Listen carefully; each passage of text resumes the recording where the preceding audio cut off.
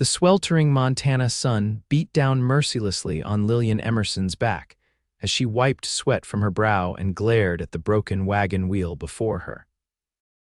This wasn't how she'd planned to spend her afternoon in the summer of 1878, stranded on the dusty trail between her homestead and the growing town of Silver Creek. The wheel had split clean through when she'd hit a particularly nasty rut in the road, sending her supplies scattering across the dirt path and leaving her with no choice but to attempt repairs herself. "Blasted thing," Lillian muttered, tugging at the splintered wood. Her long, honey-brown hair had come loose from its practical bun, wisps of it clinging to her flushed face as she struggled with the tools she'd brought along. She'd been raised to be self-sufficient, but wagon repair pushed the limits of her knowledge. "You shouldn't be doing that alone, madam."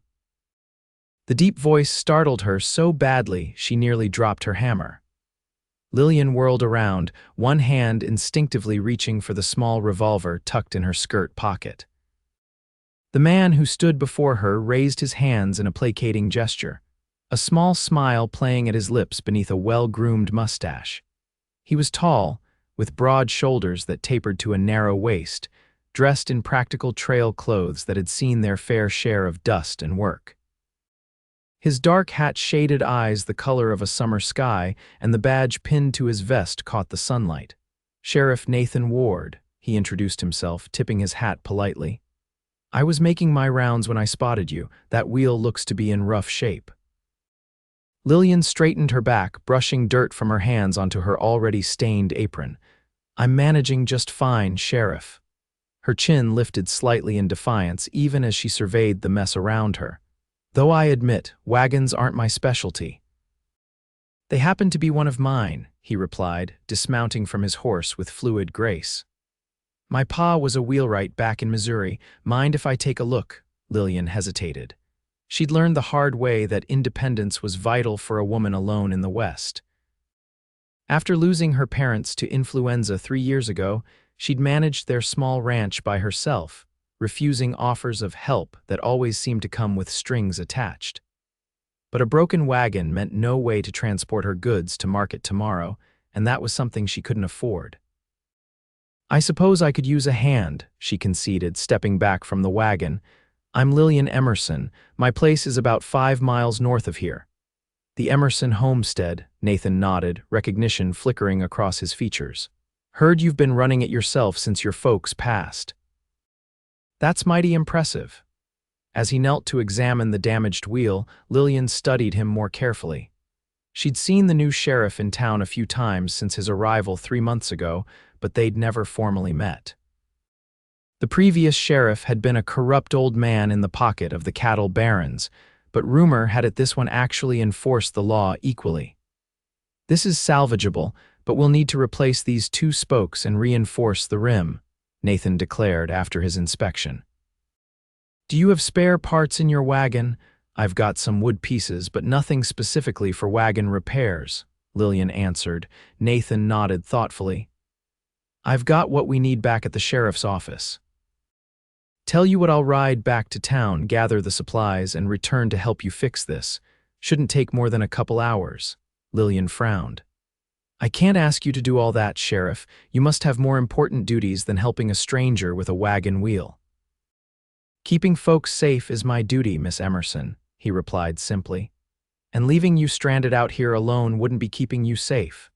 Besides," he added with a smile that transformed his serious face, "sometimes the most important problems are the ones right in front of you." Something in his earnest expression made Lillian relent. "Very well, Sheriff, I appreciate the assistance. Call me Nathan," he said, mounting his horse again. "I'll be back before you know it. In the meantime, there's shade under those cottonwoods over yonder. No sense in baking in this heat." As he rode off toward town, Lillian gathered her scattered supplies and sought refuge in the patchy shade. She couldn't help but wonder why the sheriff would go to such trouble for someone he barely knew. Men in her experience always wanted something in return, yet his offer seemed genuine. She wasn't sure whether to be grateful or suspicious. True to his word, Nathan returned in just over an hour, his saddlebags bulging with wooden spokes, tools, and even a small keg of water. "Thought you might be thirsty," he explained, handing her a tin cup of cool water that she accepted gratefully. Working together under the afternoon sun, Lillian found herself impressed by Nathan's skilled hands and patient explanations. He didn't simply fix the wheel for her, he showed her each step, explaining how the parts fit together and what to look for to prevent future breaks. "My father always said knowledge was the most valuable thing you could give someone," Nathan remarked as they fitted the new spokes into place. "Especially out here where help might be miles away." "Your father sounds like a wise man," Lillian replied, handing him the mallet he'd requested. "Is he still in Missouri?" A shadow crossed Nathan's face. "No, he and my mother were killed during the war." Confederate raiders didn't take kindly to his Union sympathies. "I'm sorry," Lillian said softly. "It seems we have that in common, making our way without family." Their eyes met briefly, a moment of silent understanding passing between them before Nathan turned back to the wheel. By the time the wagon was repaired, the sun had begun its descent toward the western mountains. Nathan helped Lillian reload her scattered supplies, working efficiently alongside her without making her feel incompetent. "Thank you, Sheriff Nathan," Lillian said as she prepared to depart. "I don't know how to repay you for your help." "No repayment necessary," he assured her, "though I wouldn't turn down a home-cooked meal sometime. Town food gets tiresome after a while." Lillian found herself smiling. "I'm bringing preserves and bread to market tomorrow." "Perhaps I could bring you something?" "I'd like that," Nathan replied, his eyes crinkling at the corners. "Safe travels, Miss Emerson." As Lillian drove her wagon home, she realized she was looking forward to tomorrow's trip to town more than usual. It had been a long time since she'd had a conversation with someone who treated her as an equal rather than a curiosity or an opportunity. Perhaps Sheriff Nathan Ward was different from other men she'd met in Silver Creek. Only time would tell. The following morning, Lillian rose before dawn to prepare for market day. She packed her wagon carefully with jars of preserves, freshly baked bread, and the butter she'd churned the previous evening. After feeding her small herd of cattle and tending to the chickens, she changed into her best blue calico dress, the one her mother had sewn for her 19th birthday, and pinned her hair into a neat bun. She told herself the extra care with her appearance had nothing to do with seeing the sheriff again. The 5-mile journey to Silver Creek passed without incident, her repaired wagon performing admirably on the rutted trail. The town had grown considerably in the 3 years since the railroad had come through, with new buildings sprouting up along the main street and more families settling in the surrounding valley. Lillian set up her small stall in the town square alongside other local farmers and craftspeople. The morning passed in a pleasant blur of transactions and conversations with regular customers. She kept one eye on the sheriff's office across the street, but there was no sign of Nathan. "Miss Emerson," a familiar voice greeted her just as she was selling her last loaf of bread. "I see business is good today." Lillian turned to find Nathan standing beside her stall, looking more polished than he had the day before in a clean shirt and vest, though he still wore his badge and gun belt. "Sheriff Ward," she acknowledged with a nod. "Yes, I've nearly sold out.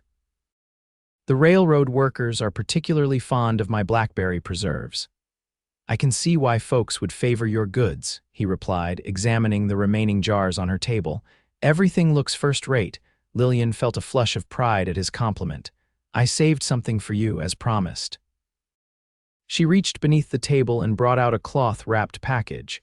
"Fresh bread and apple preserves, a small thank you for yesterday." Nathan accepted the package with genuine pleasure. "This is mighty kind of you, Miss Emerson. I haven't had homemade preserves since I left Kansas." "Is that where you were before Silver Creek?" Lillian asked, curious about this man who had appeared so suddenly in their community. Nathan nodded. "I was deputy in Dodge City for a spell, then took a sheriff's position in a small town called Willow Springs. When I heard Silver Creek needed a new sheriff, I decided it was time for a change of scenery." "Dodge City has quite a reputation," Lillian remarked, remembering newspaper stories about the notoriously lawless cattle town.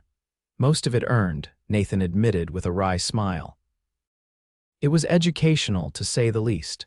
But I prefer places like Silver Creek communities with a future beyond the next cattle drive.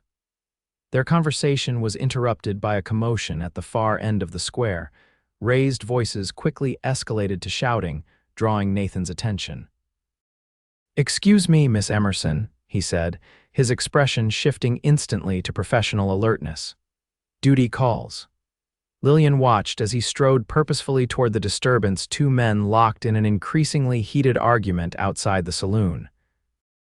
With calm authority, Nathan inserted himself between them, speaking in low tones that Lillian couldn't hear from her position.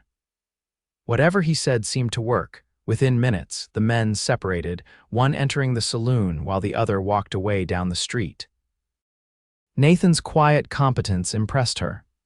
The previous sheriff would have either ignored the dispute or made it worse with his heavy-handed approach. As Lillian packed up her empty baskets and remaining jars, she saw Nathan speaking with an elderly woman, helping her carry packages to a waiting buggy. There was something compelling about his natural kindness, so different from the forced gallantry many men displayed when they wanted something. She was securing the last of her supplies when Nathan returned to her stall. "May I escort you to the mercantile before you head home?" he offered. "Mrs. Patterson mentioned you usually stock up on supplies on market days. You've been asking about me, Sheriff." Lillian raised an eyebrow, though she wasn't truly displeased by the notion. Nathan had the grace to look slightly abashed. "Just getting to know the community I'm sworn to protect. Small towns run on information, as I'm sure you're aware." "Indeed they do," Lillian agreed, knowing full well how quickly news and gossip traveled in Silver Creek.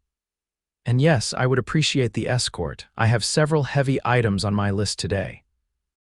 They walked side by side down the boardwalk toward Bailey's General Store, Nathan matching his long stride to hers. Several townspeople greeted them as they passed, some with curious glances at the pair. "I believe we're causing a stir," Lillian murmured after Mrs.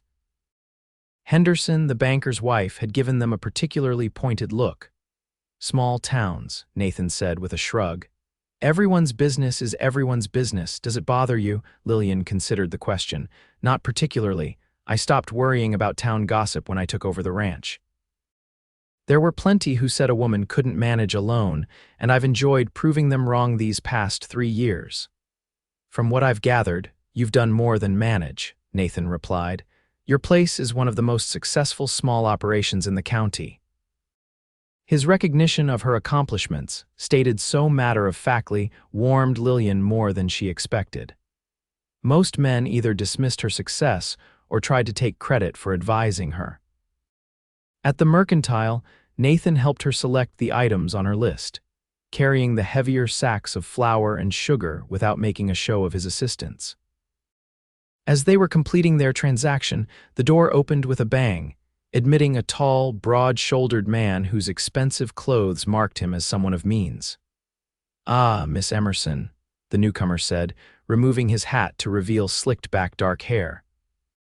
"Just the lady I was hoping to encounter today." Lillian's posture stiffened almost imperceptibly. "Mr. Blackwood, good afternoon." Victor Blackwood, the man introduced himself to Nathan, extending his hand.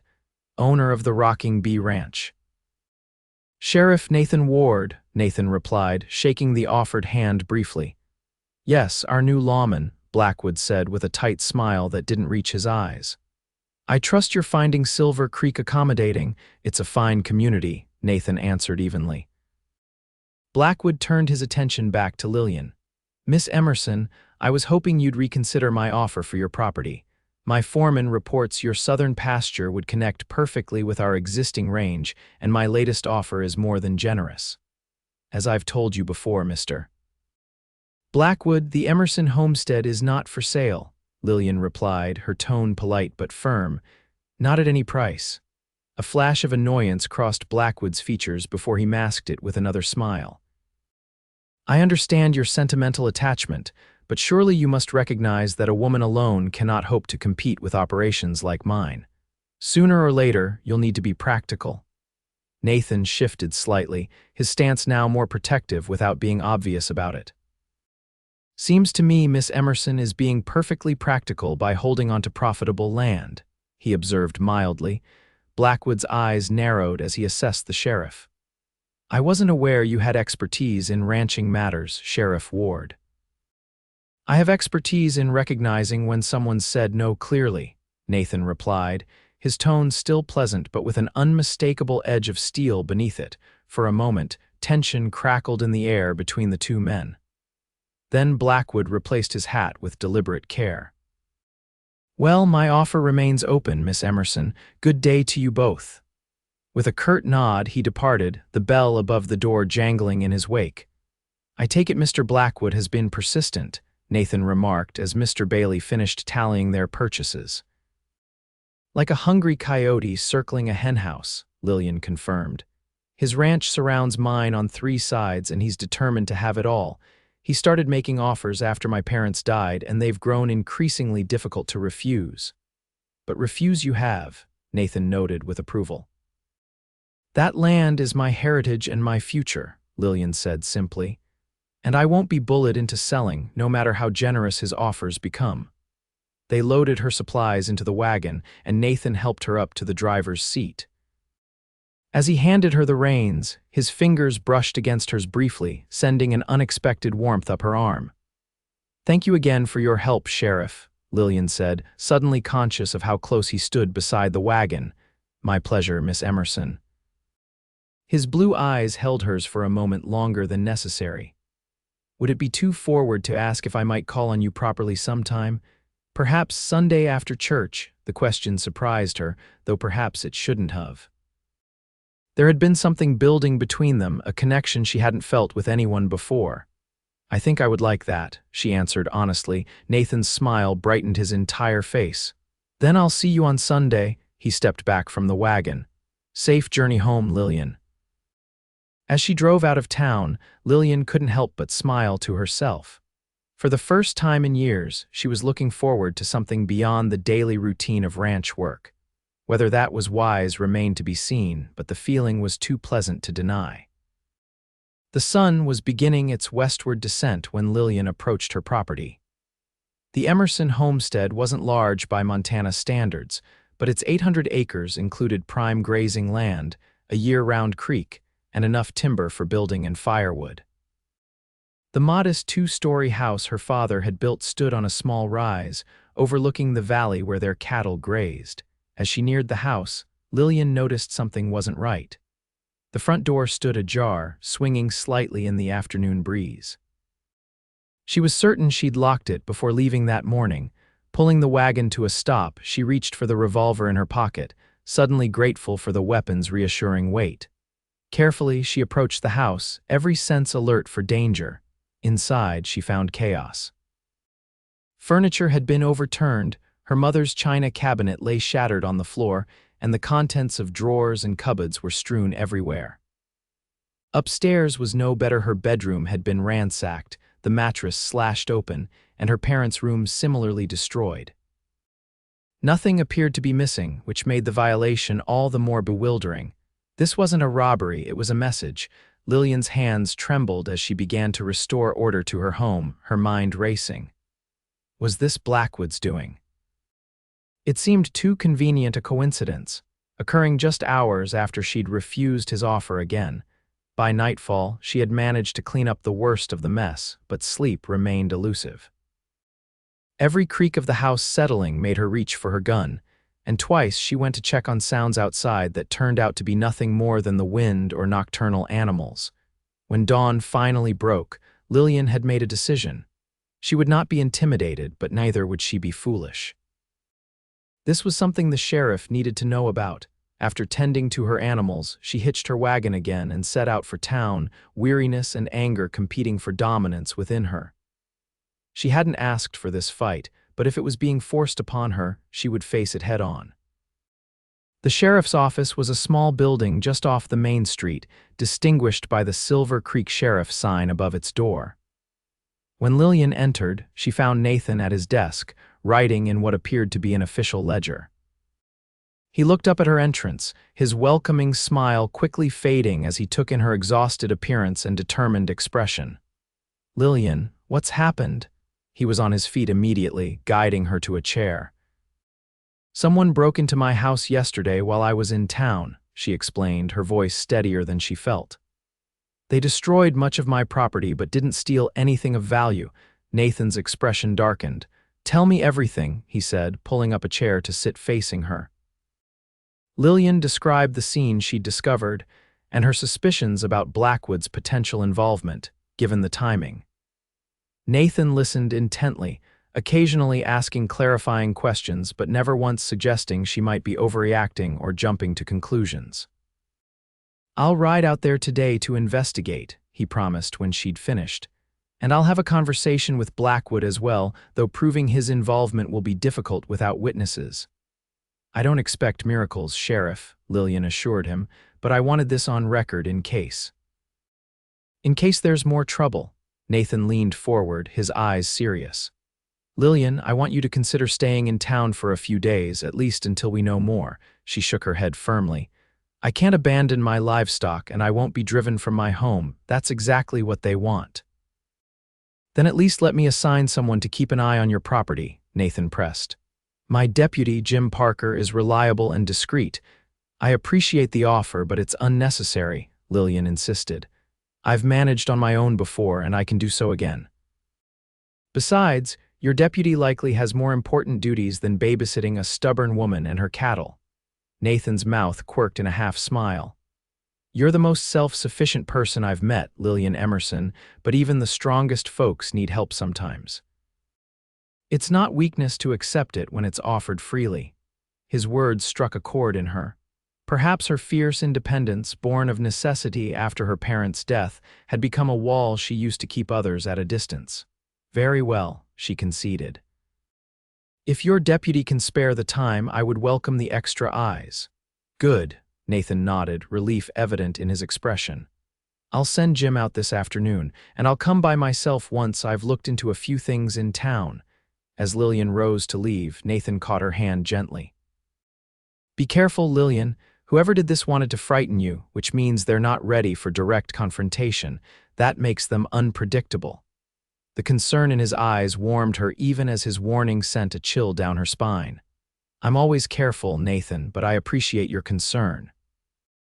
He held her gaze for a moment longer, something unspoken passing between them before he released her hand. I'll see you soon. Outside, Lillian took a deep breath of the morning air, trying to calm her racing thoughts. In just 2 days, Sheriff Nathan Ward had become someone she was beginning to trust, perhaps even rely on. The realization was both comforting and unsettling for a woman who had prided herself on needing no one. As promised, Deputy Jim Parker arrived at the Emerson homestead that afternoon. He was a soft-spoken man with watchful eyes that missed little, and Lillian quickly determined he wouldn't be an intrusive presence. He set up camp near her barn, refusing her offer of a bedroom in the house with good-natured practicality. Easier to keep an eye on things from out here, Miss Emerson, he explained.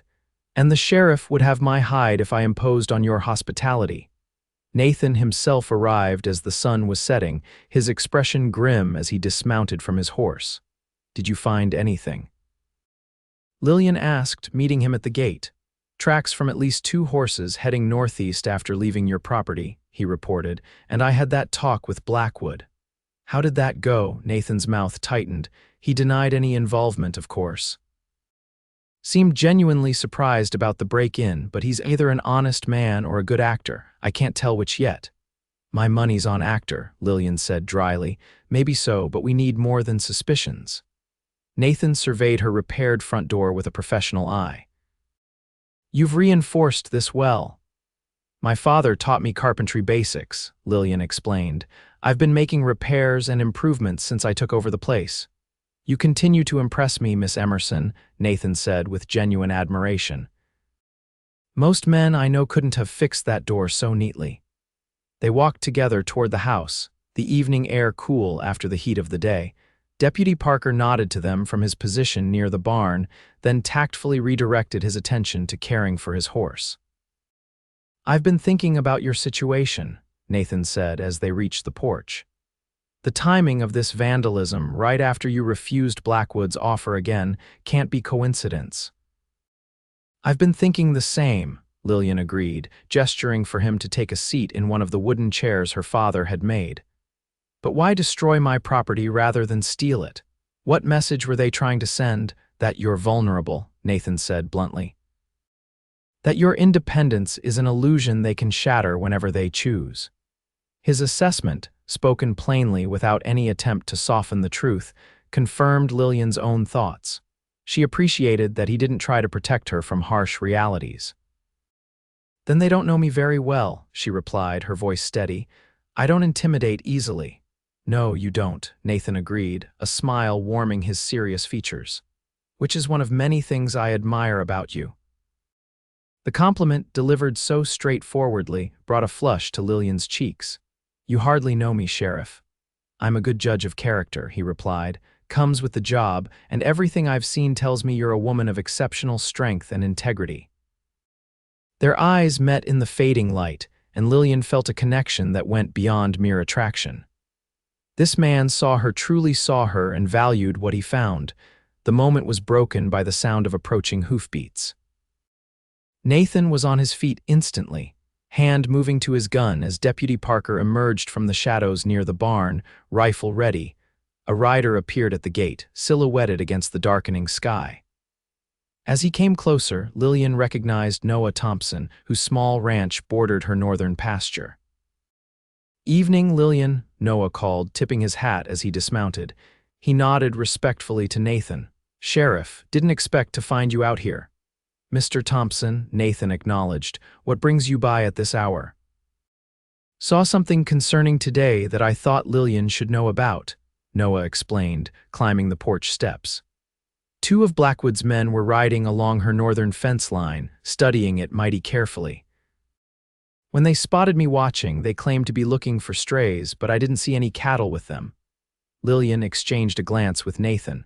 When was this? Around noon, Noah replied. I would have come sooner, but I had to finish my own chores first. With my boy laid up with that broken leg, everything takes twice as long. I appreciate you making the effort to warn me, Lillian said sincerely. Noah had been a good neighbor since her parents' time, one of the few who hadn't questioned her ability to run the ranch alone. That's interesting timing, Nathan remarked, just hours after I questioned Blackwood about the break-in here. Noah's eyebrows rose. Break-in? What happened? As Lillian briefly explained the previous day's events, Noah's weathered face grew increasingly concerned. That doesn't sound like simple vandalism, he observed. Sounds like someone trying to scare you off. My thoughts exactly, Nathan agreed. Mr. Thompson, did you recognize the men you saw today? Noah nodded slowly. One was definitely Mike Riley, Blackwood's foreman. Mean piece of work, that one. The other might have been that new hand they hired last month, don't know his name, but he's got a scar across his chin. Lucas Dowd, Nathan supplied. Former bounty hunter with a reputation for taking liberties with the law. What would Blackwood want with my northern fence line? Lillian wondered aloud. His property doesn't border mine on that side. No, but mine does, Noah said thoughtfully. And he's been pressing me to sell just as hard as he's been pressing you if he got both our properties. He'd control the entire watershed for this valley, Lillian finished, understanding dawning. And every rancher downstream would be at his mercy for water access. Nathan nodded grimly. Water rights are worth killing for in cattle country. Blackwood's playing a long game here. Well, he won't get my land, Noah declared firmly. And Lillian, you should know you've got friends around here. I'll spread the word to keep an eye out for any suspicious activity near your property. After Noah departed with promises to return if he saw anything else concerning, Lillian and Nathan sat in thoughtful silence on the porch, watching as the first stars appeared in the deepening blue of the evening sky. I should be getting back to town, Nathan said eventually, though he made no move to rise. But I don't like leaving you here even with Parker keeping watch. I'll be fine, Lillian assured him, touched by his concern. This isn't the first time I've faced difficulties. No, but it might be the first time someone specifically targeted you, Nathan pointed out. Blackwood strikes me as a man accustomed to getting what he wants. People like that don't take rejection well. People like that need to learn that not everything is for sale, Lillian replied with quiet determination. Nathan turned to face her fully, his expression serious in the fading light. Just promise me you'll be careful. Don't take unnecessary risks and send word immediately if anything else happens. I promise, she said, meeting his gaze steadily. Something shifted in the air between them, the concern in his eyes deepening into something more personal than professional duty would require. For a moment, Lillian thought he might reach for her hand or perhaps even kiss her. Instead, he stood, breaking the moment with visible reluctance. I'll stop by again tomorrow after my rounds, and I'm still planning to call on you properly on Sunday if you're amenable. I am, Lillian confirmed, rising as well, very much so. His smile in response warmed her more than it should have, given their brief acquaintance. As she watched him ride away into the gathering darkness, Deputy Parker discreetly patrolling the perimeter of her property, Lillian wondered at how quickly Nathan Ward had come to matter to her. 3 days ago, she'd been a woman determinedly making her way alone. Now, she found herself opening to the possibility of something else entirely, a partnership based not on necessity or convention, but on mutual respect and growing affection. It was a dangerous prospect in many ways, yet Lillian couldn't bring herself to regret it. Some risks, she was beginning to think, might be worth taking after all. The next few days passed in a tense but uneventful rhythm. Deputy Parker maintained his vigilant presence, and Nathan stopped by each evening, ostensibly to check on the situation but lingering for conversation that stretched well past sunset.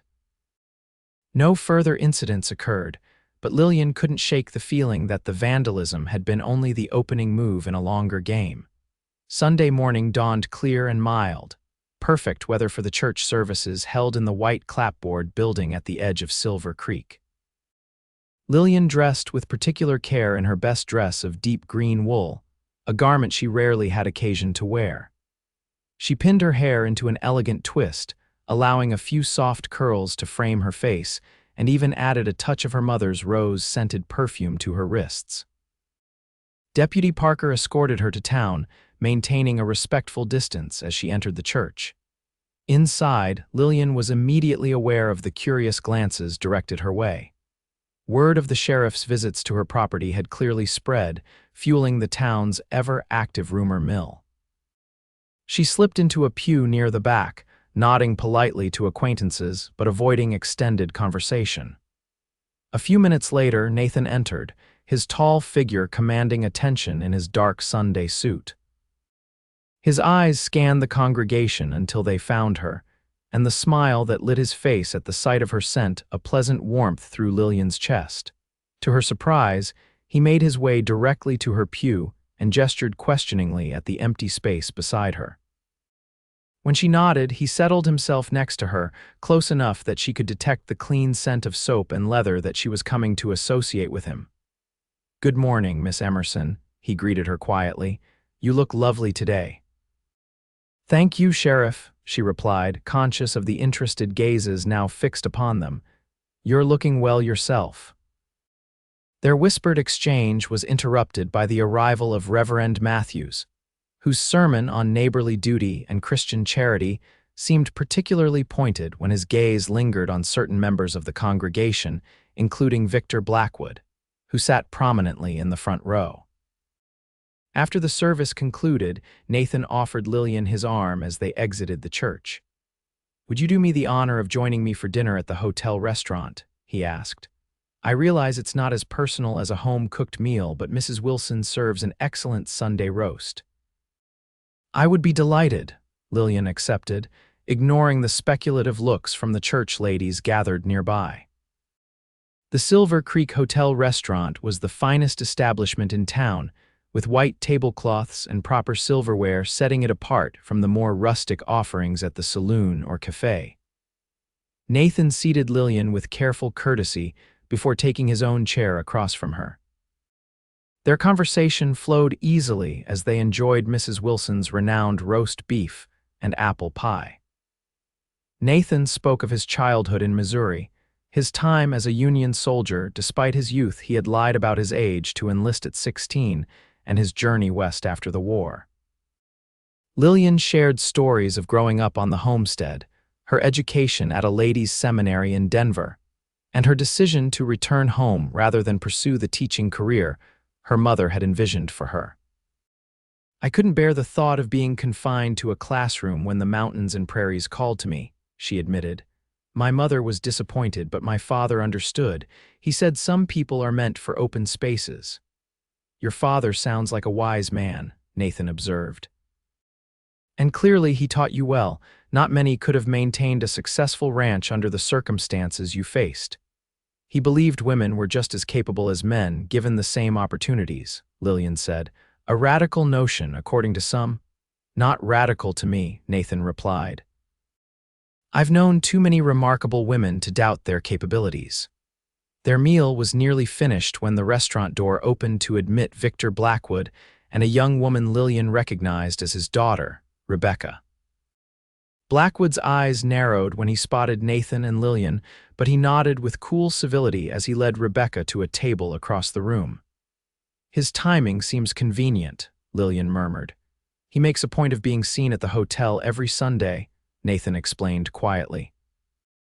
"Likes to remind folks of his position in the community." Throughout the remainder of their meal, Lillian was conscious of Blackwood's occasional glances in their direction. When Nathan finally settled their bill and offered Lillian his arm to depart, Blackwood rose as if to intercept them.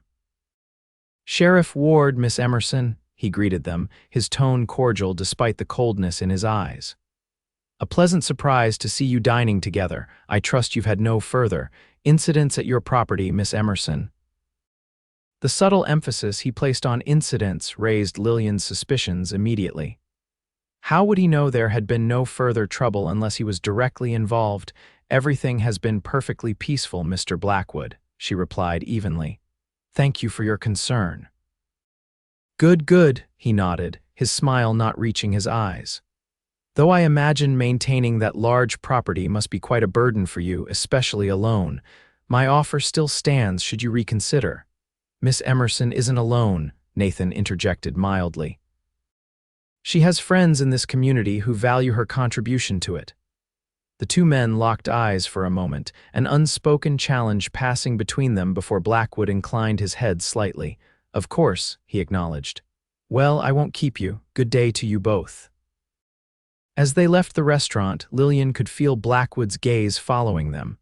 Outside on the boardwalk, she released a breath she hadn't realized she was holding. "He knows something about the break-in," she said quietly to Nathan. "I'm certain of it." "I think you're right," Nathan agreed, guiding her toward the livery where her wagon waited. "But suspicion isn't proof, and a man like Blackwood is careful about leaving evidence."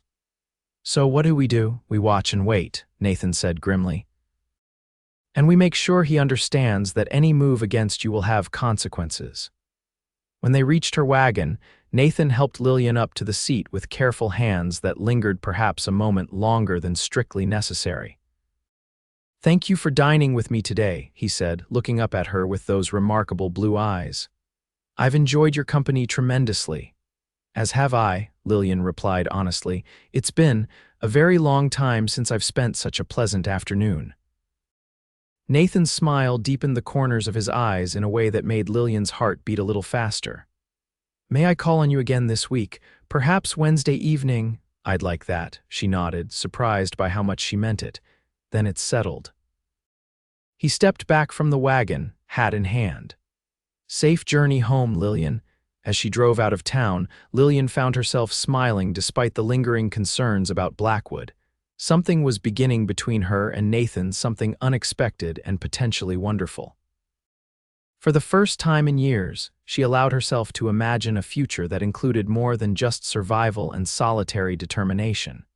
It was a dangerous luxury in many ways, but one she couldn't quite bring herself to reject. The following days settled into a new pattern.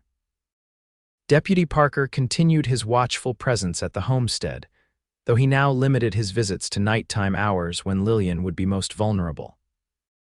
Nathan rode out each evening after completing his duties in town, sometimes bringing small gifts, a book he thought she might enjoy, fresh pastries from the bakery, or once, a delicate handkerchief embroidered with lilies that made her blush with pleasure at the thoughtfulness of the gesture. Their conversations ranged widely, from philosophical discussions about justice and law to practical debates about cattle breeding and crop rotation. Lillian found herself increasingly impressed by Nathan's intelligence and integrity, while he clearly admired her resilience and practical knowledge. On Wednesday evening, Nathan arrived carrying a wicker basket and wearing a particularly pleased expression. "I thought we might have a picnic supper," he explained when Lillian met him at the gate. "Mrs. Wilson at the hotel packed us some of her specialties." "That sounds lovely," Lillian agreed, charmed by the idea. "There's a perfect spot by the creek where my father used to take us for Sunday picnics." They walked together through the golden evening light, following a well-worn path that led down to a small clearing beside the burbling creek. Ancient cottonwood trees provided dappled shade, and wildflowers dotted the lush grass. "This is beautiful," Nathan remarked as Lillian spread the blanket he'd brought. "I can see why your father chose it." "It was his favorite place on the entire property," Lillian said, a bittersweet smile touching her lips. "He proposed to my mother under that very tree. She used to tell me the story every time we came here." Nathan arranged the food misses. Wilson had prepared cold chicken, potato salad, fresh bread, and apple tarts while Lillian set out the plates and cutlery he'd thoughtfully included. As they ate, watching the creek's waters catch the golden hues of the setting sun, Lillian felt a profound sense of contentment. It had been so long since she'd shared moments like this with anyone's simple pleasures made sweeter by good company. "May I ask you something personal?" Nathan ventured as they finished the last of the apple tarts. "You may ask," Lillian replied with a small smile. "Though I reserve the right not to answer." "Fair enough," he chuckled. "I've been wondering why someone as intelligent and attractive as you never married. I imagine you had suitors before I became the eccentric spinster rancher." Lillian finished for him, her tone light though the question touched on deeper waters. "I would never describe you in such terms," Nathan protested. "You're the most capable, independent woman I've ever met." His sincere admiration softened her response. "There were a few young men who expressed interest when I returned from school in Denver," she admitted. "But none who saw me as more than a pretty face or a potential helpmate. They wanted a wife who would support their ambitions, not one with ambitions of her own." Nathan nodded thoughtfully. "And after your parents passed, after that, there were more practical considerations," Lillian explained. "Several neighboring ranchers proposed, but it became clear they were more interested in acquiring my land than my companionship. I decided I preferred independence to a marriage of convenience." "A wise choice, I think," Nathan said. "Marriage should be a partnership of equals, not a business arrangement." "And what about you, Sheriff?" Lillian asked, turning the tables. "Why has some fortunate woman not claimed you before now?" A shadow crossed his face. "There was someone once. Her name was Alina. We were engaged before I left for the war." "What happened?" Lillian asked gently, seeing the old pain in his eyes. "She couldn't understand why I wouldn't come home after my first enlistment ended," Nathan explained. "Her brothers had both purchased substitutes to avoid service, and she expected me to do the same once I'd done my duty, but I couldn't leave when the fight wasn't finished." "So she ended the engagement," Nathan nodded. "She married a dry goods merchant while I was still at the front. I received her letter a week before Gettysburg." "I'm sorry," Lillian said softly, understanding how such a betrayal would have wounded a young soldier. "Don't be," Nathan replied, his eyes clearing as they met hers. "If she had waited, I wouldn't be here now, and I find I'm increasingly grateful for the path that led me to Silver Creek." The warmth in his gaze left little doubt about his meaning, and Lillian felt her cheeks flush with pleasure. "As am I," she admitted quietly. The moment stretched between them, charged with unspoken possibility. Then Nathan leaned forward slowly, giving her ample time to withdraw if she wished. When she didn't, he pressed his lips gently to hers in a kiss that was both tender and respectful. Lillian had been kissed before awkward, fumbling embraces from eager young men that had left her wondering what all the fuss was about. This was entirely different. Nathan's kiss was confident without being presumptuous, inviting rather than demanding, and it awakened feelings she had nearly convinced herself she was immune to. When he drew back, his eyes searched hers questioningly. In answer, Lillian reached up to touch his cheek, her fingers tracing the line of his jaw with wondering exploration. "I wasn't expecting you, Nathan Ward," she whispered. "You've completely upended my carefully ordered life. For the better, I hope," he asked, covering her hand with his own. "I'm beginning to think so," she admitted with a small smile. They might have kissed again if not for the sound of a horse approaching at speed. Nathan was instantly alert, rising to his feet and helping Lillian up as Deputy Parker appeared on the path. "Sheriff," Parker called, reining in his mount. "Sorry to interrupt, but there's trouble. Fire at the Thompson place looks deliberate." Nathan's expression hardened. "Casualties? None, thank the Lord," Parker reported. "Noah and his boy got out safely, and neighbors are helping fight the blaze." "But Noah asked for you specifically, said he found something you should see." Nathan turned to Lillian, conflict evident in his face. "I need to go." "Of course you do," she agreed immediately. "Noah needs help." "Parker, stay with Miss Emerson," Nathan ordered, already moving toward his horse. "I don't like the timing of this." "I'll be fine," Lillian assured him. "Go." With one last concerned look, Nathan mounted his horse and galloped away, leaving Lillian and Deputy Parker to gather the remains of the picnic. "He's a good man, the sheriff," Parker remarked as they walked back to the house. "Best I've worked with." "Yes, he is," Lillian agreed, worry for both Nathan and her neighbor knotting her stomach. "Do you think the fire is connected to what happened here?" Parker's expression was grim. "Sheriff thinks Blackwood's making a play for water rights in this valley. If that's true, then yes, madam, I'd say they're connected." At the house, Lillian found herself too restless to settle to any task.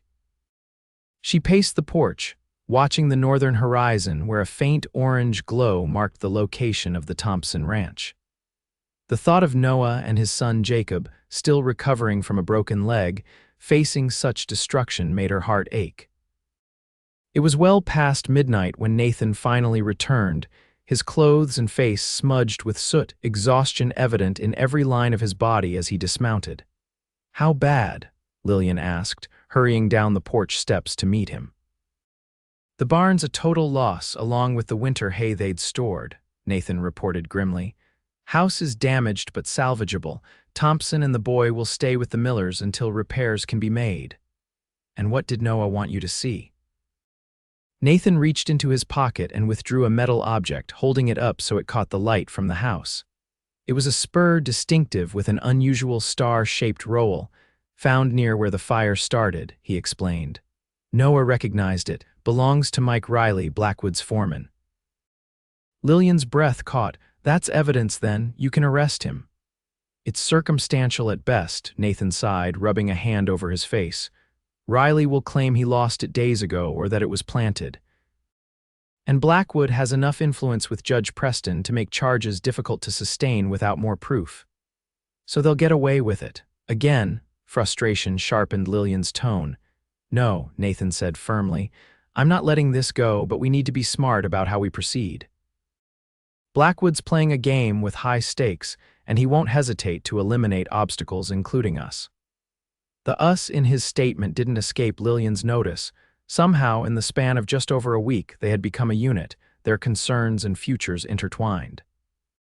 "Come inside," she urged, seeing how weary he was. "You need to rest before riding back to town." For a moment, he looked as if he might refuse, conscious of propriety. Then fatigue won out and he nodded, following her into the house where Deputy Parker had tactfully made himself scarce. In the kitchen, Lillian poured water from the kettle into a basin and handed Nathan a clean cloth. "Wash up while I make you something to eat." He obeyed without argument, removing his soot-stained jacket and rolling up his shirt sleeves to wash his hands and face. Lillian busied herself slicing bread and cold ham, trying not to notice the play of muscles beneath his shirt or the intimate domesticity of the scene. "What happens now?" she asked as she set a plate before him. Nathan took a bite of the sandwich she'd prepared before answering. "Tomorrow I'll question Riley about his whereabouts tonight. I'll also send telegrams to neighboring counties asking about similar incidents. If Blackwood's behind this, it's likely not his first attempt at intimidating smaller ranchers. And Noah and Jacob, will they be safe? The Millers have taken them in, and I've deputized 2 men I trust to keep watch on their property, Nathan assured her. But I'm concerned about you, Lillian. If Blackwood's escalating to arson, you could be next. The thought sent a chill through her, but Lillian squared her shoulders. I won't be driven from my home, Nathan. Not by fear, not by fire, not by anything. He reached across the table to take her hand, his touch both comforting and compelling. Your courage is remarkable, but there's no shame in accepting help when the odds are uneven. I want you to consider staying in town until this is resolved, and abandon my livestock, my land, everything my parents worked for. She shook her head firmly. I can't do that, Nathan. It would be like surrendering, and Blackwood would move in before the dust settled. Nathan's expression was troubled, but he nodded in understanding. Then we'll increase patrols around your property. Parker can stay overnight, and I'll assign another deputy for daylight hours. Won't that stretch your resources too thin? Protecting the citizens of this county is my responsibility, Nathan said simply. And some citizens, his thumb traced a gentle circle on the back of her hand, are particularly important to me. The open affection in his eyes made Lillian's heart skip a beat. This was moving quickly, perhaps too quickly for prudence, yet she couldn't bring herself to pull away. You need rest, she said softly. Take my father's study for tonight. The sofa there is comfortable enough for sleeping. Nathan hesitated. I should return to town. It's nearly 2 in the morning, and you've been fighting a fire for hours, Lillian pointed out practically. You're exhausted, and Deputy Parker is already keeping watch. Stay, Nathan, please. In the end, fatigue won out over propriety. Lillian provided blankets and a pillow for the study sofa, lingering in the doorway as Nathan removed his boots.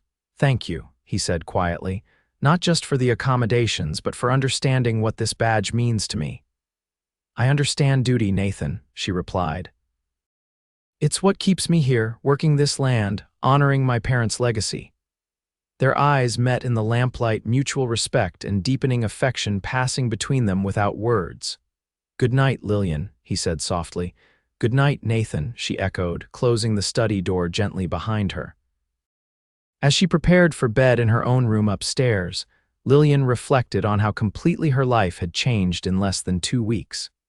From self-sufficient solitude to this new, fragile connection that promised both joy and vulnerability, it was terrifying and exhilarating in equal measure. Whatever came next, Lillian realized she was no longer facing it alone. Whether that was a strength or a weakness remained to be seen, but for tonight, at least, it felt like the former. The morning brought a flurry of activity. Nathan departed early after a quick breakfast, heading to town to question Mike Riley about the fire. Deputy Parker remained on guard, joined by a young deputy named Collins who would take the day shift. Lillian went about her chores with heightened awareness of her surroundings, the Winchester rifle her father had taught her to use never far from reach. By mid-morning, neighbors began arriving, first the Millers with food and offers of help, then the Dawsons and Clarks, all expressing concern and solidarity. Word spread about the fire at Thompson's place, Mrs. Miller explained as she helped Lillian preserve vegetables from the garden. Folks are connecting it to the break-in here. Nobody's saying it outright, but everyone knows Blackwood's behind it. Knowing and proving are different matters, Lillian sighed, sealing another jar of pickled beans. That's what my herald says, Mrs. Miller nodded. But he also says the new sheriff's not one to be bullied or bought. If anyone can stand up to Blackwood, it's Nathan Ward. The casual way her neighbor referred to Nathan by his first name reminded Lillian that small towns thrived on gossip. Her association with the sheriff had clearly become common knowledge. Sheriff Ward is a man of integrity, she agreed carefully. Mrs. Miller's knowing smile suggested she wasn't fooled by Lillian's attempt at formality. Indeed he is, and easy on the eyes to boot.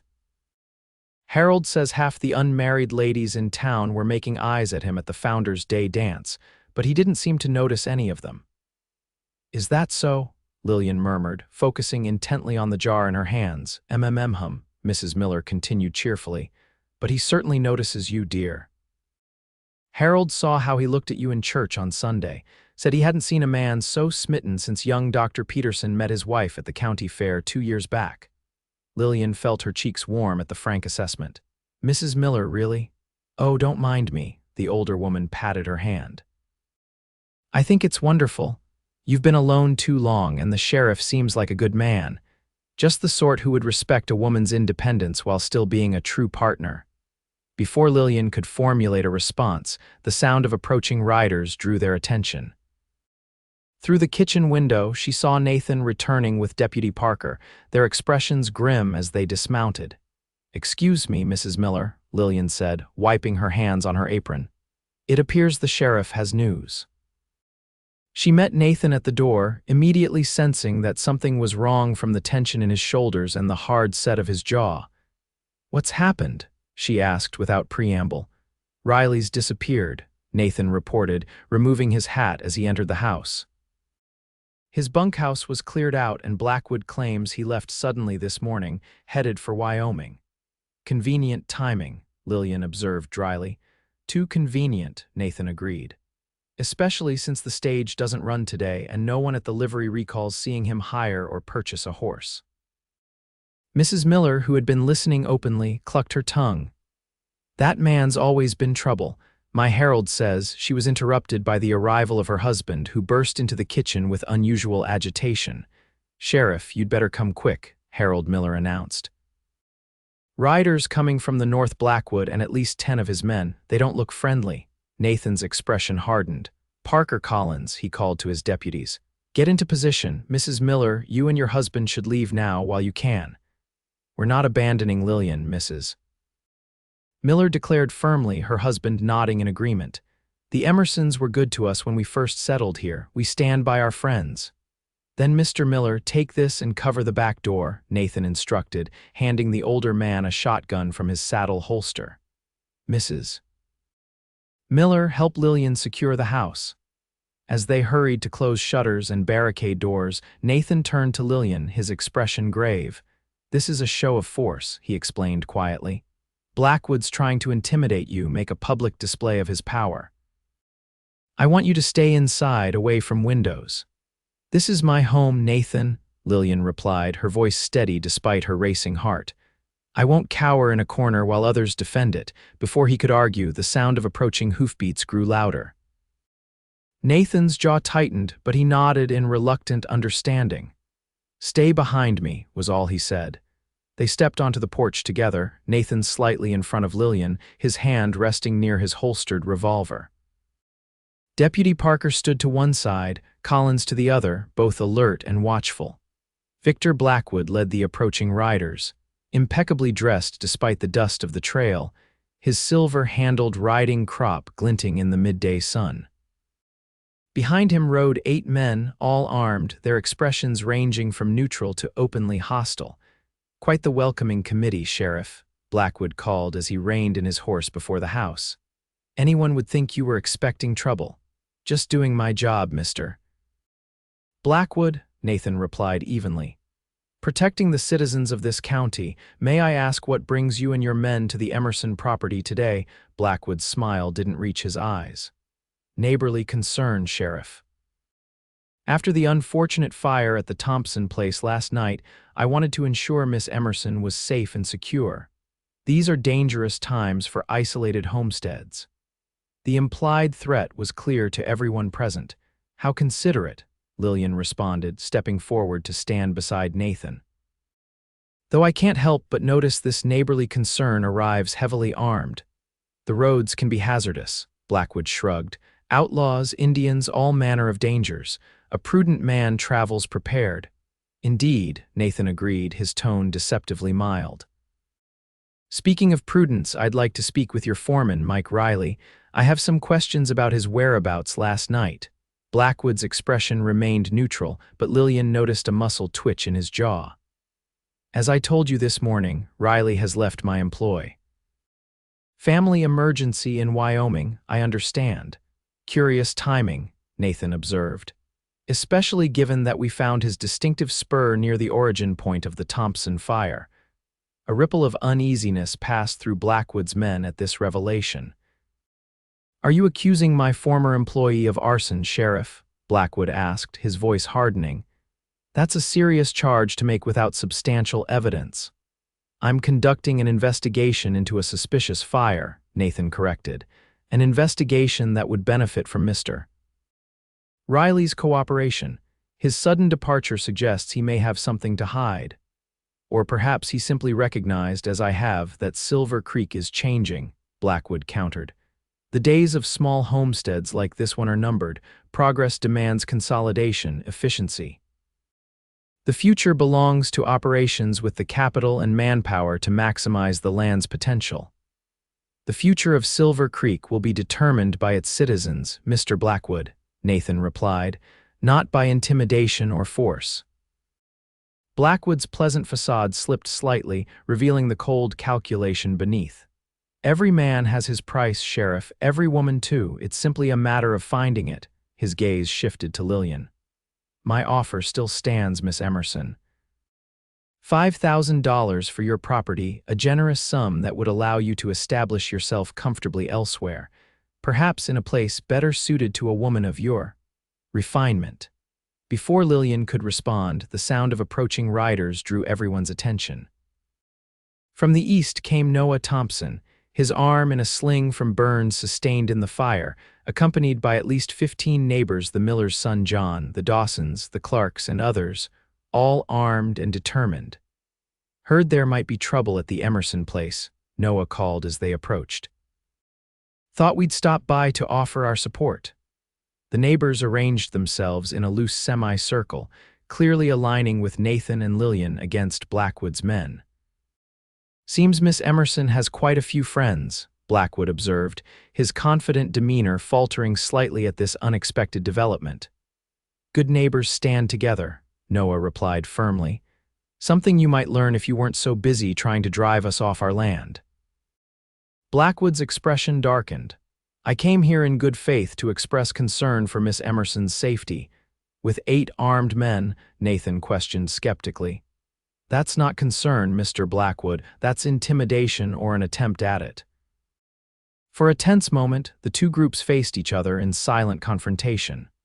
Blackwood's men shifted uneasily, clearly not having anticipated such organized resistance. Finally, Blackwood inclined his head in a gesture of temporary retreat. "It appears we've overstayed our welcome. We'll take our leave, but remember my offer, Miss Emerson. It won't remain open indefinitely." "I won't be selling, Mr. Blackwood," Lillian stated clearly. "Not today, not tomorrow, not ever. This land is my heritage and my future." "We'll see," was all Blackwood said before turning his horse. His men followed, casting wary glances at the assembled neighbors as they departed. When they had disappeared down the road, a collective breath of relief was released. Noah approached the porch, his weathered face grim beneath the bandage on his forehead. "That man's not finished," he warned. "He's used to getting his way one way or another." "Then he's in for a disappointment," Nathan replied, his hand finding Lillian's in a gesture that didn't go unnoticed by those present. "Because we're not finished either."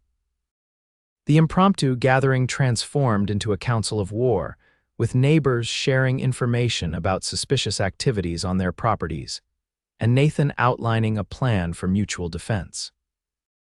By late afternoon, a patrol schedule had been established, with pairs of neighbors riding boundaries and checking on each other's homesteads. As the others departed, Nathan remained, conferring quietly with his deputies before joining Lillian on the porch as the sun began its westward descent. "You should be proud," he told her, watching the last of the neighbors ride away. "Those people came because they respect you, because you've earned their loyalty." "They came because they recognize Blackwood threatens all of us," Lillian corrected, though she was touched by his words. "If he succeeds in forcing me out, who will be next?" "True enough," Nathan acknowledged. "But don't underestimate the power of personal connections. These people know you, trust you. That's something Blackwood, for all his wealth and influence, lacks entirely." They stood in companionable silence for a moment, watching the sunset paint the distant mountains in gold and crimson. "What happens now?" Lillian asked finally. Now we remain vigilant, Nathan answered. Parker will stay tonight, and I've arranged for continuous patrols past your property. I'm also sending telegrams to the territorial marshal about Riley.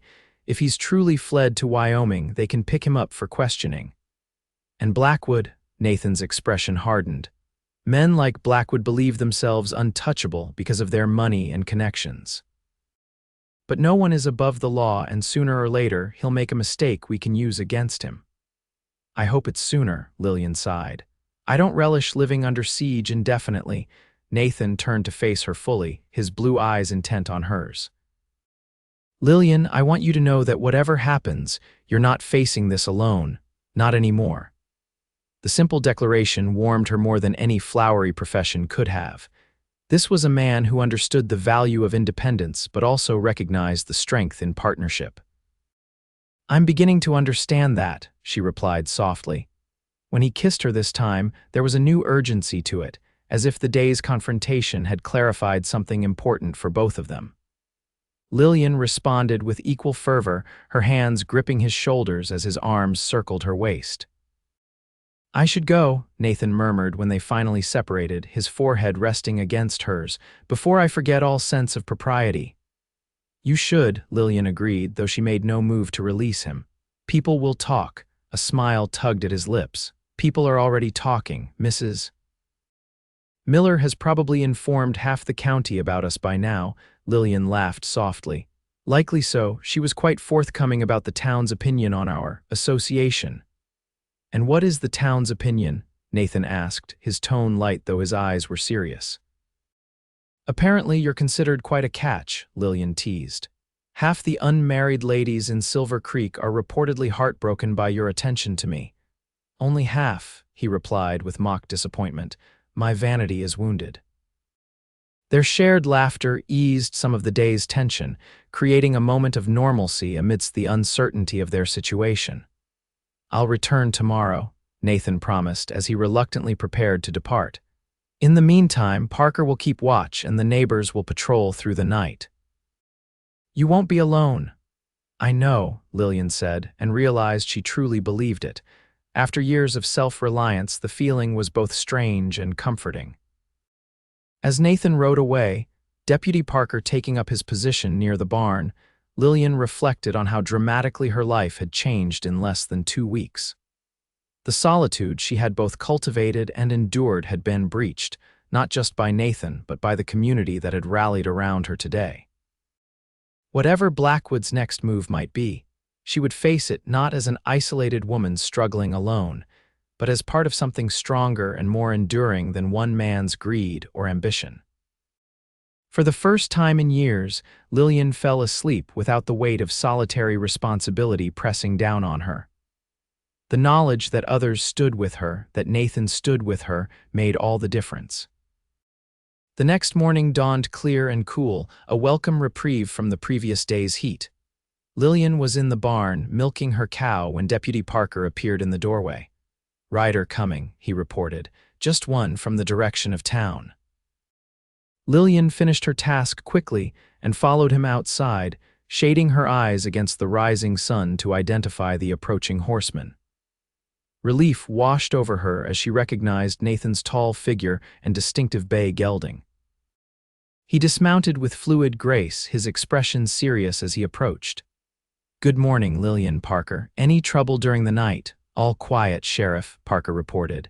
The Miller boy and John Dawson rode by twice on patrol, but there was nothing to report. Good, Nathan nodded, though the tension in his shoulders didn't ease. Parker, take a break, get some breakfast. I need to speak with Miss Emerson privately. Once the deputy had moved toward the house, Nathan turned to Lillian, his blue eyes troubled. There's been a development in town. Judge Preston arrived on the morning stage from Helena. Is that unusual? Lillian asked, trying to understand his concern. The circuit court isn't scheduled for another 3 weeks, Nathan explained, and Preston came directly to my office with a warrant for Noah Thompson's arrest. What? Lillian gasped. On what charge? Arson, Nathan said grimly. Blackwood's claiming Noah set his own barn on fire to frame Riley and damage Blackwood's reputation.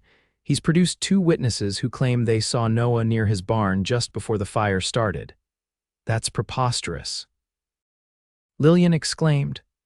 Noah was injured trying to save his livestock from the flames. Why would he destroy his own livelihood? You and I know that, Nathan agreed. But Preston has always been in Blackwood's pocket. The warrant is legally issued and I'm obligated to serve it. Lillian studied his face, noting the conflict in his eyes. But you don't intend to, do you? I've sworn to uphold the law, Nathan said carefully, but I've also sworn to protect the innocent. Sometimes those duties come into conflict. What are you going to do? Nathan glanced around to ensure they weren't overheard. I've sent word to Noah through John Dawson. He and Jacob are leaving for his sister's place in Oregon until I can sort this out. Meanwhile, I'm gathering evidence against Blackwood and Riley. There's a federal marshal I trust in Helena who's willing to investigate if I can provide enough documentation. That's a dangerous game, Nathan, Lillian warned, if Blackwood realizes you're working against him. I took this badge knowing the risks, Nathan replied simply. What I can't abide is an influential man using the law as a weapon against those who stand in his way. Lillian nodded, understanding. Nathan's integrity wouldn't allow him to be an instrument of injustice, even if opposing it put him in personal danger. What can I do to help? She asked. Be careful, Nathan said immediately. Blackwood will be watching you closely now, looking for any vulnerability. And he hesitated, then continued with evident reluctance. You might want to reconsider your position on staying in town for a while. You think he'll come after me next? Lillian stated rather than asked. I think he's escalating, Nathan clarified. The break-in here, the fire at Thompson's, now this false warrant, each move more aggressive than the last. You're the key to his plans for the valley's water rights, and he's running out of patience. Lillian considered his words carefully. Her instinct was still to stand her ground, to protect her home and land personally, but Nathan's concern was valid, and more importantly, she trusted his judgment. I'll think about it, she promised, but I won't abandon my property entirely. Too much could happen in my absence. Nathan nodded, accepting her compromise. Fair enough. In the meantime, I've asked some of the neighbors to increase their patrols past your place, and Parker will remain here during the nights. Their conversation was interrupted by the arrival of Mrs. Miller, who came hurrying up the path from the direction of her own property, her usually neat appearance disheveled from haste. Sheriff, Miss Emerson, she called, out of breath. You need to know Blackwood's men are at the Thompson place, loading up everything that survived the fire. What? Nathan's expression darkened. On whose authority? Judge Preston issued some kind of order this morning, Mrs. Miller reported. Harold heard about it at the feed store. They're claiming Noah abandoned the property when he fled, and since he can't make payments on his bank loan while he's a fugitive, Blackwood's been granted temporary custody of the assets. That's theft disguised as legality, Lillian exclaimed, outraged. It's also a message, Nathan added grimly. Blackwood's showing everyone what happens to those who oppose him. Lillian's mind raced. If they can do this to Noah's property, what's to stop them from doing the same to mine, or to any of the smaller ranchers who stood with us yesterday? The law, ideally, Nathan replied, his frustration evident, but with Preston signing these orders. We need to fight back, Lillian declared. Not with violence, but with the same tools Blackwood is using against us. There must be legal recourse, higher authorities who would intervene if they knew what was happening here. Nathan considered this. The territorial governor might take an interest if enough citizens registered complaints. And there's a federal land commissioner in Helena who's known for investigating water rights disputes. Then that's where we start, Lillian decided. We'll gather statements from everyone affected by Blackwood's tactics, document everything, build a case too substantial to ignore. A new sense of purpose animated her, replacing the defensive posture they'd been forced into. Nathan watched her with evident admiration. You'd have made an excellent lawyer, Miss Emerson, he remarked, or perhaps a general. I'm simply a woman protecting her home, Lillian replied. And helping her neighbors do the same. Together, they formulated a plan. Nathan would continue gathering evidence against Blackwood and Riley, focusing on the legal aspects of their investigation. Lillian would coordinate with the neighbors, collecting signed statements about intimidation tactics, suspicious activities, and the pattern of pressure on smaller landowners. "We'll meet tonight to compare notes," Nathan suggested. "I need to return to town now before my absence raises suspicion. Preston will expect me to be serving that warrant on Thompson." "Be careful," Lillian urged, suddenly fearful for him. "Blackwood has informants everywhere if he suspects you're working against him." "I know how to watch my back," Nathan assured her, though his expression was sober. "And Parker will remain here with you." Before departing, he drew her slightly away from the house, out of earshot of Mrs. Miller, who was chatting with Deputy Parker. "Lillian," he began, his voice low and serious, "I want you to know that whatever happens with Blackwood, my feelings for you are genuine. This isn't just about protecting a citizen or solving a case for me." The earnestness in his blue eyes left no doubt about his sincerity. Lillian felt a warmth spread through her chest at his words. "I know," she replied softly. "And I feel the same way. It's unexpected and perhaps imprudent given the circumstances, but real nonetheless," he finished for her. Their eyes held for a long moment, mutual understanding passing between them without need for further words. Then Nathan squeezed her hand gently before releasing it and mounting his horse. "Until tonight," he promised, settling his hat firmly on his head. Lillian watched him ride away, a mixture of emotions churning within her. Concern for his safety, determination to fight Blackwood's machinations, and a deepening affection that both frightened and exhilarated her. With Mrs. Miller's help, Lillian spent the day visiting neighboring homesteads, explaining their plan and collecting statements. By late afternoon, they had gathered substantial documentation of Blackwood's pattern of intimidation, everything from mysterious cattle disappearances to threatening encounters with his men. The sun was setting when Lillian returned home, tired but satisfied with their progress. Deputy Parker met her at the gate, his expression unusually tense. "Miss Emerson," he greeted her, helping her down from the wagon. "The sheriff sent word. He's been delayed in town and won't make it out tonight. Asked me to tell you to secure the house early and stay inside." Alarm prickled along Lillian's spine. "Did he say why?" Parker glanced around before answering in a lowered voice. "Judge Preston has called a special town meeting for this evening, something about lawlessness and property rights in the county. The sheriff suspects it's a pretext for further action against the smaller ranchers." "I should be there," Lillian decided immediately. "If Blackwood's making his move, we need to know what he's planning." "Sheriff specifically said you should stay here, madam," Parker objected. "It might not be safe in town tonight. It might not be safe anywhere if Blackwood gets his way," Lillian countered. "I appreciate your concern, Deputy, but this affects me directly. I need to hear what's being said with my own ears." Parker looked torn between his duty to follow Nathan's instructions and his understanding of Lillian's position. Finally, he sighed in resignation. "The sheriff won't like it," he warned, "but I can see you're determined. At least let me accompany you." "Gladly," Lillian agreed, already turning back toward the wagon. "We should hurry if we're to make it before the meeting starts." The ride to Silver Creek was tense, darkness falling around them as they urged the horses to a faster pace than prudence might normally dictate. Lights blazed from the windows of the town hall as they approached, indicating the meeting had already begun. Slipping in through the side door, Lillian and Parker found the hall packed with townspeople.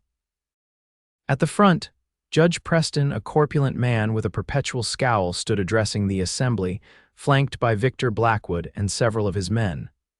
Nathan stood to one side, his expression carefully neutral, though Lillian could read the tension in his stance. "Cannot allow lawlessness to threaten the prosperity of this county," Preston was saying as they entered. "When landowners take the law into their own hands, when they resist legitimate business interests and flee from properly issued warrants, they undermine the very foundations of civilized society." Murmurs ran through the crowd, some agreeing, others clearly skeptical. Lillian spotted several of her neighbors who had helped gather statements that day, their faces reflecting the same concern she felt. Therefore, Preston continued pompously, as circuit judge for this district, I am authorizing Sheriff Ward to deputize additional men as needed to maintain order and enforce property rights. Furthermore, I am issuing an emergency ordinance requiring all landowners to register their water usage claims within 7 days or forfeit priority rights to those waters. A buzz of alarmed conversation followed this announcement. Water rights were the lifeblood of ranching operations, and such a short timeline for registration would be impossible for many smaller ranchers to meet, especially those in outlying areas who might not even hear of the ordinance in time.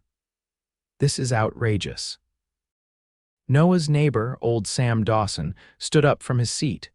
Some folks won't even get word of this in 7 days, let alone have time to file paperwork in town. The timeline is necessary given the urgent nature of the situation, Preston replied dismissively. Those who wish to be law-abiding citizens will find a way to comply. And those who don't, another voice called out. It was Blackwood who answered, stepping forward with practiced authority. Those who fail to register will naturally lose priority access during drought conditions, as the judge has stated. The Rocking Bee Ranch will, of course, be willing to negotiate reasonable access agreements with its neighbors. The implication was clear. Comply or risk losing water access entirely, with Blackwood controlling who received what allocations. Nathan finally spoke, his voice cutting through the growing discord. Judge Preston, with all due respect, this ordinance places an undue burden on smaller landowners who may be physically unable to comply in the time frame specified. I would suggest a minimum of 30 days would be more equitable. Preston's jowls quivered with annoyance. Your suggestion is noted, Sheriff, but the decision stands. 7 days, and I expect you, as the county's chief law enforcement officer, to enforce this ordinance without bias or hesitation. Lillian could see the conflict in Nathan's face, his duty to uphold the law warring with his sense of justice. Before he could respond, she found herself moving forward, drawing attention as she made her way to the front of the hall.